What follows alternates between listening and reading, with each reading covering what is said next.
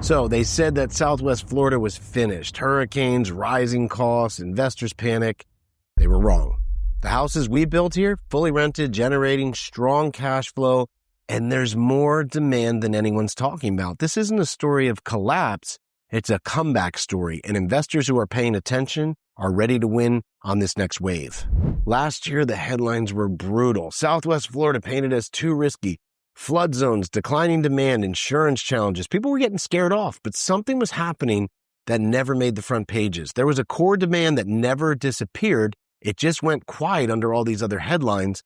But the real money people out there are taking quiet advantage of what I'm about to discuss with you now. So let's start with occupancy, number one. Now, every property we've built in Southwest Florida is now occupied. We're seeing strong rental demand in markets like Cape Coral, Lehigh Acres, Port Charlotte, for rents that people want to be able to live in the type of homes that we provide. So we're talking about our houses being filled with people that want to live there. Let's talk about the type of housing that's needed. Now, I got the stats right here. According to the National Low-Income Housing Coalition, Florida as a state is still short 411,000 affordable home units. That's a staggering amount. And for the two counties I'm talking about right now, mainly Lee County and Charlotte County, that's going to be over 40,000. So over 10% of that shortage is only in those two areas of Southwest Florida, which means that there's going to be struggle in the more expensive properties. But these affordable houses, which were left behind in the pandemic when those bigger spreads could be made by large national home builders for fancy homes, left behind the workforce housing, which is still highly needed. And we're seeing the real money guys, the private family offices, the institutions stepping in to provide and work with builders like us to build these properties. Why? Because they know they're in demand and they know there's a shortage of them. Take these properties I just talked about that are in great need and we're building. Let's talk about migration trends. Now, right here, I'm seeing that Florida last year, I hear all these things that Florida's done. Florida's migration pattern has died. Well, the net migration, the net population migration of Florida last year was 452,000 net positive. That's a staggering amount compared to an area like Indiana, which just had over 44,000, or Ohio that just had over 52,000. We're at a 10x in Florida for population migration. And a lot of those people are looking for the type of housing. So if they're still continuing to come this year, then that's something that has to be looked at, something that has to be paid attention to, and the real investors are tying in with. Let's talk about actual numbers today and go back to those ugly times of 2008. Now, right now, we're looking at Port Charlotte. I got the stats right in front of me. In July of 2025, there was an average of 3,168 homes on the market. Now, people are saying, oh my gosh, there's so much inventory now in Florida, it just doesn't make sense. Well, hold on. I like to always go to the stats. In July of 2019, which by every real estate expert's definition was a totally normalized market before 2020 and all the craziness of the pandemic, in Port Charlotte, there was 2,683 properties. So a difference of about 500 properties. There's about 500 properties more on the market today in Port Charlotte than there was 6 years ago. Now, here's the interesting thing. The Port Charlotte market has grown by about 6,000 people just in the last few years. So somehow you have to make up for that new influx of people to be able to house all these people. So when you see that close of a difference from a normalized market to now where we are with how much is on the market today, it's about an even sum gain in areas like Port Charlotte. And again, a lot of investors that I'm seeing and builders, they weren't even around in 2007, 2008. Now, I was there. I remember Southwest Florida. There was the biggest overbuild in the entire country where a lot of builders were speculating building there, and there wasn't even the net migration coming in to call for that. It was a very different time. And then there was these issues with stuff called Chinese drywall. If you don't know what that was, ruined a lot of the new buildings going on down there. And there was just no demand. Couple that with the lending issue that we had. It wasn't that there was a lot of bad housing necessarily. There was some in Southwest Florida. There was bad loans. People were getting in at 100% financing, sometimes 120% financing, which means you were getting a check to get your property. That gave people the ability to just walk away who already had bad credit. They didn't care.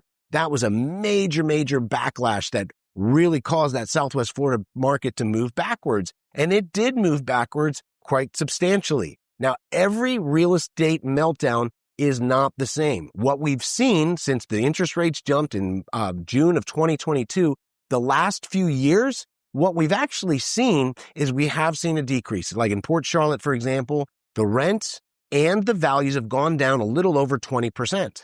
Now, that sounds like something that should scare some people, but for the real investors, they're stepping back in.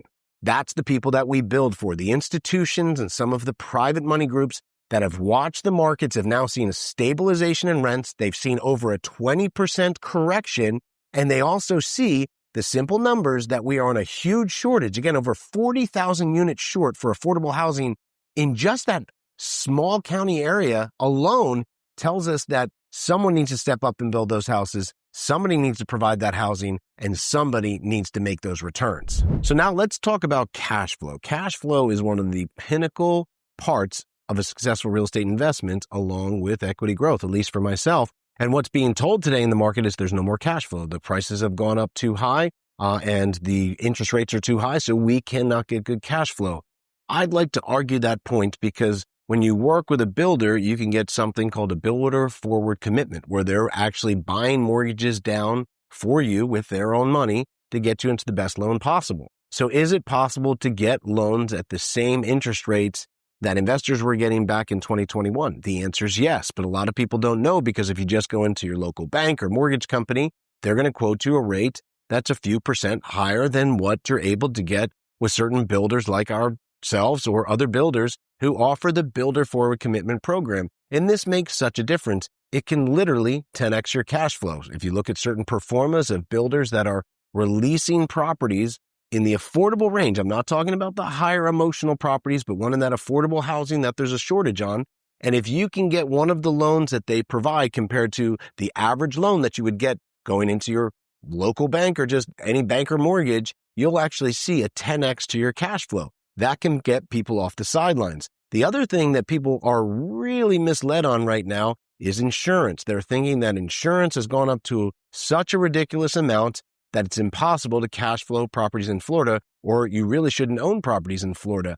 This is where the power of new construction really can come into full focus. You see, older properties that were built before 2004 could be built at any sort of level of sea level. You could be at 2 or 3 feet above sea level, which is not high enough to avoid from flooding. Today, the requirement is 13 to 14 feet above sea level with stronger fashionable designs and stronger overall structural integrity. So we see in underwriting guidelines for insurance companies that new construction actually gets rewarded because, again, it's being built at that higher land level, which, again, there's a big difference in risk if you're at 2 feet or 3 feet above sea level or 13 to 14 feet above sea level, and also the stronger structural design and new integrities required by the government now if you're going to build anything 2004 or forward because of that big year of hurricanes back in 2004, Hurricane Charlie, all of those changed the rules.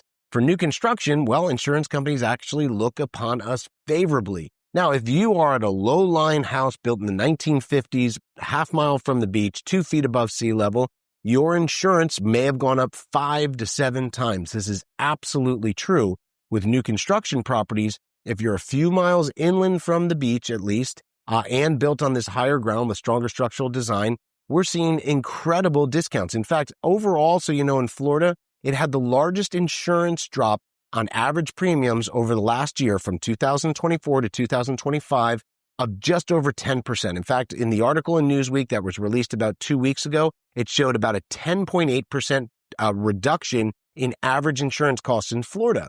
And also, you have to look at property by property. Our average insurance cost, for example, in Southwest Florida, which is a higher hurricane risk zone, will shock people, where it's just over $100 a month to insure a single-family home, where some people are thinking it's a few $1,000s a month, and that's just not true. Yes, for certain homes right next to the beach and built on lower ground, that could happen. It's not the norm for new construction. So it's really important to look at what builders are doing. They're providing this affordable housing where you can still cash flow because you're getting the good loans, but you're also avoiding the ridiculously high premiums that you're hearing about. And those premiums are continuing to go down. Let's also talk about what really caused it. Another part with the insurance was not just the hurricanes. That did affect rates, absolutely. Premiums did go up because of that.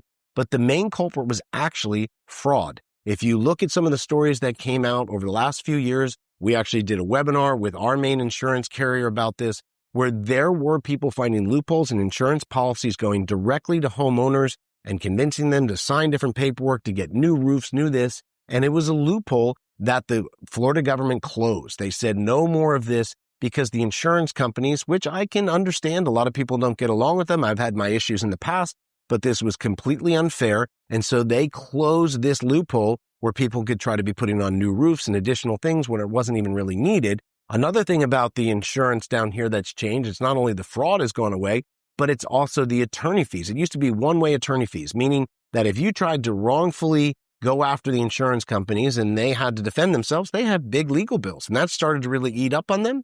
Now, if you wrongly go after them, they can go after you for those attorney fees that they had to pay. You can do the same thing. It used to be one-sided. Now it's both-sided. And I think this is actually a good thing because it will avoid people who are wrongfully going after. Look, I've had issues with insurance companies before. Sometimes you have to stand up for yourself. And if you've had to hire an attorney, well, for rightful reasons, well, then you're in good spots. But if people are trying to go after them just for no reason and to really just milk after the system, well, now they have to be aware that they could have to pay the attorney fees for the insurance company. That's helped level the playing field and bring premiums down. In fact, we've had two large major insurance carriers come into Florida just over the last few months to bring in new money, new policy resources, and that is starting to awaken the market. The problem is the media has not caught on. They are still talking as if it's 2022 or early 2023 when all of that had happened, when there was the hurricane in South Florida, and all of these things have gone up. The insurance fraud was running rampant, but that's not happening now. So we have to look at the stats of today. Again, the Newsweek article was a great thing that came out to show what's actually happening in Florida. And again, for an area like Southwest Florida, that really was getting, absolutely demolished by this, but not only the insurance premiums, but the fraud, that's all gone away. We're seeing a rebalancing in that and very affordable insurance premiums that will allow you to cash flow the property. Again, getting back to my main point, cash flow is an important thing. I look more at equity growth. A lot of long-term build and hold builders like ourselves look at the long-term portfolio for performance with the growth. But absolutely, if you're going to get off the sidelines, we understand you want cash flow. It's able to be provided with the things that I just talked about and look for the long term. And you don't have to wait and for it to make sense. You can do it today. So before we were talking a little bit about inventory levels. This is really important to understand. The competition has been less for properties because there were so many houses coming on the line. Again, for Southwest Florida, it was the fastest growing area in the United States. There were tons of people building. Since the rates have started to go up from June of 2022, a lot of builders have pulled back. People have stopped building. The starts in Southwest Florida are extremely down. So even though we need all that housing still, the people have stopped building because of the interest rates, fear in the market. And so the competition has gone down. Now, while that competition has gone down as well, the institutions who we all read the articles about, oh gosh, I wanted to buy this home, but these institutions are buying it cash. I can't keep up with them. There was some truth to that.